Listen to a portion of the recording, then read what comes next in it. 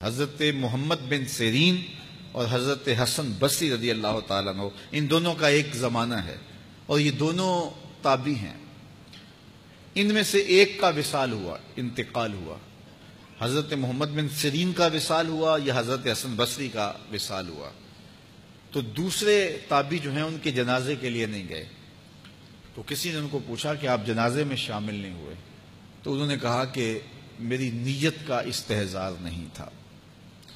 تو آج نیت کا استحضار تو دور کی بات ہے، ہماری نیت ہی دوسری ہوتی ہے، تو پھر اعمال خیر نہیں رہتے۔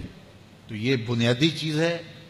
تو جو لوگ حج کرنے جا رہے ہیں وہ اپنی نیت کا استحضار اور نیت کی تنقید اس کو اپنے اوپر لازم قرار دیں کہ کوئی اور غرض شامل نہ ہو، رضا الہی کا حصول، یہ بنیادی نقطہ ہے حج کے مقاصد میں سے کہ بندہ اس لیے اللہ کے حضور حج کرنے کے لیے جا رہا ہے۔ تو حاجی تو وہ بن ہی جائے گا، خود بخود ہی ہو جائے گا۔ اچھا، کئی لوگوں کا یہ خیال ہوتا ہے کہ میں نے ایک حج کیا ہے تو حاجی بن جاؤں گا، اور زیادہ حج کیے جائیں گے تو پھر الحاج بن جاؤں گا۔ تو یہ ایک عوام کی غلط فہمی ہے۔ حاجی اور حاج ان دونوں کے اندر کوئی فرق نہیں ہے۔ حاجی بھی اس میں فاعل کا صیغہ ہے اور حاج بھی جو ہے وہ اسی معنی میں ہے۔ تو حاجی ہو یا حاج ہو، الحاج ہو، الحاج الف لام تو معرفہ کے لیے لگ گیا۔ تو اس سے یہ جو لوگوں کے اندر غلط فہمی ہے کہ حاجی ایک حج کرنے والے کو کہتے ہیں اور الحاج کئی جس نے حج کیے ہو، جیسے فلاں تو الحاج ہے جن اس نے بہت سارے حج کیے ہیں۔ تو ایک حج کرنے والا بھی الحاج ہو سکتا ہے اور متعدد حج کرنے والا بھی حاجی ہے۔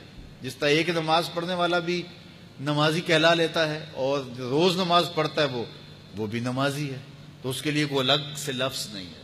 اور بعض لوگوں کا یہ خیال ہے کہ جو جمعۃ المبارک کے دن حج آئے وہ حج اکبر ہوتا ہے اور باقی شاید چھوٹے حج ہوتے ہیں۔ تو یہ بات بھی غلط فہمی پر مشتمل ہے۔ جمعۃ المبارک کے دن اگر کوئی حج آ جائے تو ظاہر ہے جمعہ کی برکتیں بھی ساتھ شامل ہو گئیں، لیکن حج اکبر یا حج اصغر کی یہ تقسیم نہیں ہے۔ عمرے کو حج اصغر کہا گیا ہے اور جو حج ہے اس کو حج اکبر کہا گیا ہے۔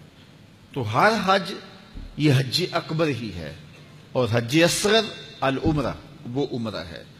تو یہ دو غلط فہمیاں ہم دور کر لیں کہ ایک تو حاجی اور حاج میں کوئی فرق نہیں ہے، حاجی بھی اس میں فاعل کا صیغہ ہے اور حاج بھی اسی معنی میں ہے۔ تو اگر کسی کو یہ شوق ہو کہ میں نے زیادہ حج کیے تو میں الحاج کہلا لوں گا، تو وہ جناب ایک سے بھی لکھ سکتا ہے۔ اس کو اگر اس لیے جانا ہے تو اتنے پیسے خرچ کرنے کی ضرورت نہیں ہے، وہ ایک حج سے بھی جو ہے وہ الحاج لکھ سکتا ہے۔ تو یہ مقصد نہیں ہے کہ میں حاجی کہلاؤں یا الحاج کہلاؤں۔ اگر یہ مقصد ہو گیا تو پھر یہ ساری کی ہوئی محنت ضائع چلے گی۔ مقصد رضا الہی کا حصول ہے۔ اللہ تعالیٰ جل شانہ یہ نصیب کرے، اور یہ حج کے بنیادی مقاصد میں سے ایک مقصد ہے کہ اللہ کی رضا کو حاصل کیا جائے۔ فرمایا تمہارے گوشت، تمہارے خون اللہ کو نہیں پہنچتے۔ یہ جو تم قربانیاں ذبح کرتے ہو، نہ تو خون پہنچتا ہے نہ تمہارا گوشت اللہ کو پہنچتا ہے۔ گوشت تم خود کھا جاتے ہو، خون نالیوں میں بہہ جاتا ہے، تو پھر اللہ کو کیا پہنچا؟ نہ تمہارا خون پہنچا، نہ تمہارا گوشت پہنچا، نہ تمہارا پوست پہنچا۔ فرمایا اللہ کو تمہارے دل کا تقوی پہنچتا ہے۔